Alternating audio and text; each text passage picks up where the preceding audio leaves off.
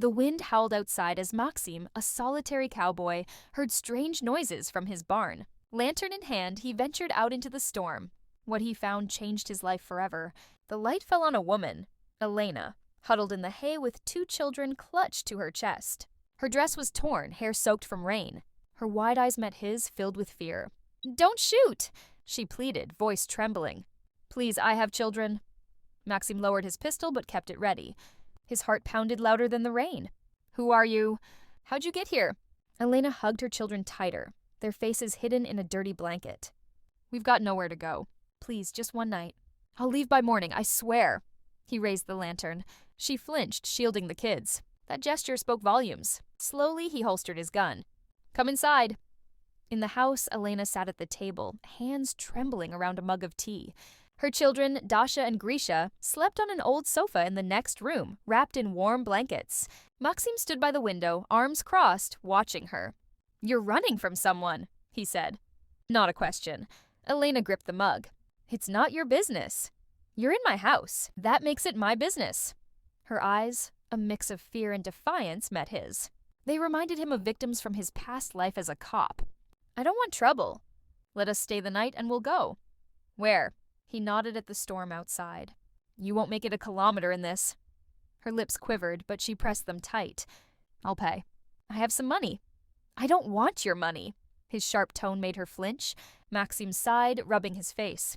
"Sleep. We'll talk tomorrow." Elena lay beside her kids but couldn't sleep. She didn't feel safe.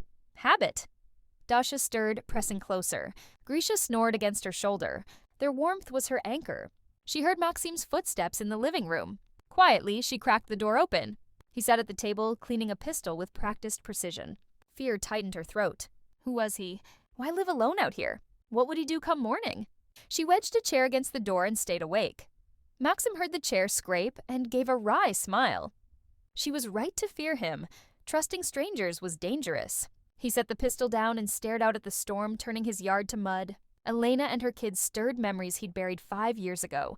People he couldn't save. A failed operation that killed his partner, Andre, and broke him. He shouldn't have let them in. Should have given them money and directions to the village. Their pain wasn't his burden. Yet, seeing Elena shield her children in the barn had cracked something inside him. Morning revealed a washed-out road, impassable for at least a week. Elena stood by the window holding Grisha. Dasha clung to her leg. "We'll stay," she said softly. Maxim turned away, avoiding her relieved eyes. "But I want the truth."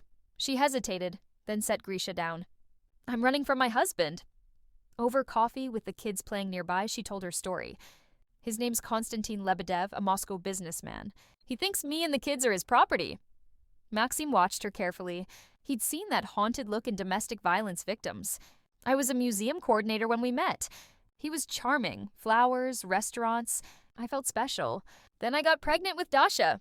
Her voice faltered. "He made me quit my job, said good mothers don't work." I agreed. Dasha looked up at her name. Elena forced a smile. "He first hit me when Dasha was 2 months old, over poorly folded shirts." Maxim's grip tightened on his mug, but he stayed silent. After Grisha, it worsened. He controlled everything. My phone, money, friends. I became nothing. Why not leave sooner? I tried twice. He found me within a day. He's got connections, money, people. Police didn't believe me. The court gave him custody, called me unstable. His lawyers painted me as a monster. I got 1 supervised visit a week. You escaped during those visits. A month ago, I sold his gifts, bought tickets to Gorno-Altaysk, then a bus to Chamal. I meant to rent a room in the village, but the storm hit, and I found your barn. 500 kilometers with 2 kids. I had no choice. He'd have taken them forever. A week later, the road was fixed, but neither mentioned leaving. Elena cooked, cleaned, helped with the horses, unasked. It reminded her of who she was before. A person, not a victim. Grisha trailed Maxim in the barn, eyes bright when allowed to hold tools. Dasha drew on every scrap of paper. Maxim brought her a sketchbook and pencils from Kamal. "Thank you," Elena said at the door. "For everything?" Maxim shrugged. "Going to Kamal for supplies. Back by evening." In Chamal, he froze at a bulletin board. Elena's photo stared back. Missing. Elena Sokolova, 29, abducted 2 children. His fists clenched. "Terrible story," the shopkeeper said. "Poor father. Crazy wife stole his kids. Maxim tore down the poster, bought extra supplies, kids' clothes, toys, long-term needs. The decision was made. Back home, Elena met him on the porch, hands twisting her apron. "You were gone long." He set bags on the table, revealing the children's items. "Saw your photo in Chamal." He tossed the crumpled poster down. "Says you kidnapped the kids." Elena paled, clutching a chair. "I'll explain. No need. Your husband's using the law as a weapon. Typical for men like him. You'll turn us in?" Maxim glanced outside where Grisha laughed, a rare sound. "I left the police 5 years ago after my partner died. Blamed myself, thought I couldn't make good choices." He met her eyes. "But I know what's right now." Tears fell. She covered her face, shoulders shaking. Maxim touched her shoulder. "It'll be okay." "Why help us?" she whispered. "Because I once failed those who needed me." "Not again." 6 weeks later, Elena watched Maxim teach Dasha to ride. His gentle hands steadied her. Dasha's laughter warmed Elena's heart. This was home now. She'd hung curtains, baked bread, displayed Dasha's drawings. Maxim didn't mind. Sometimes she caught his warm, lingering gaze. Evenings by the fireplace became their ritual. "Miss your work?" he asked, handing her tea. Their fingers brushed. She pulled back. "Every day. I loved museums, art, history." "Why that field?" "My grandfather, a restorer, took me to galleries. His stories made art magical." Maxim nodded. "My grandfather owned this farm. I spent summers here. After Moscow fell apart, I came back to start over." "Do you regret leaving the police?" "Used to. Not now." Their eyes met, the air heavy with unspoken feelings. Snow fell one night. The kids begged to play. Elena smiled, fear absent for once. Outside, a snowball fight erupted. Maxim fell into a drift, surrendering to the kids' onslaught. Elena joined, laughing. He pulled her down into the snow, their eyes locking in a warm, shared moment. That night, Elena couldn't sleep. Fear returned. What if Konstantin found them? She knocked on Maxim's door. "Something wrong?" he asked. "I'm scared. You're risking so much, and I can't repay you." "I don't want repayment." "Konstantin taught me everything has a price." His eyes flashed with anger. "You owe me nothing. You're here because you deserve safety. You're not a thing to trade. You're a person, strong, worthy." Tears broke free. Maxim held her, solid and safe. "You're okay. I'm here." She kissed him, tentative. He responded gently, a question, not a demand. They parted, foreheads touching. "No rush," he said. "I know. Thank you for being you." In Chamal, Maxim saw 2 men showing Elena's photo. Back home, he found a hidden camera by the fence. Konstantin's men were close. "We need to talk," he said that night. "They're looking for you." "Found a camera." Elena paled. "He knows where we are." "Not yet, but time's short. We should run." "No, he'll hunt us forever. We end this here." "How?" "He's untouchable." "Not entirely." Maxim pulled his phone. "My old colleague, Dmitri, says Konstantin's under federal investigation. Money laundering, crime ties. They need solid evidence. We can expose him, record his threats. It's dangerous."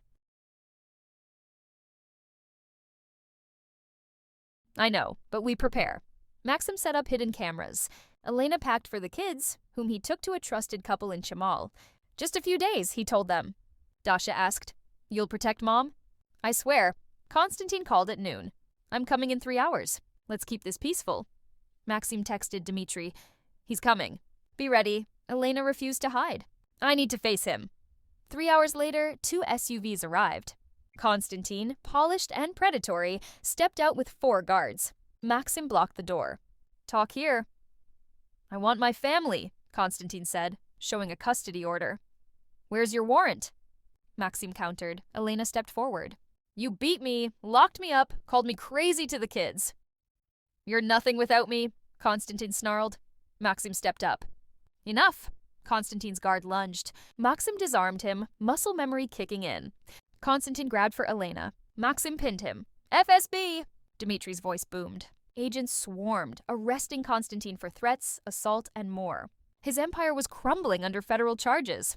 "You're worthless," Konstantin spat at Elena. "I'm free," she replied. "You're caged." He was taken away. Elena collapsed into Maxim's arms, free at last. She fetched the kids, who ran to her, laughing and crying. "Will you stay?" Grisha asked Maxim. "If Mom allows, forever." "Stay," Elena said. 6 months later, spring bloomed. Maxim ran a hippotherapy program for kids. Elena worked remotely for a Moscow museum. Konstantin got 18 years. Elena gained full custody. Her name was cleared. One morning, Maxim hugged her. Dmitri wants us in Moscow. Maybe summer? After the wedding, he added, showing a ring. Will you marry me? Yes, she cried. Kids cheered. Dad! Grisha shouted. Under Altai stars they sat as family, fear fading, happiness real. The lonely cowboy was no longer alone. The scared woman was fearless.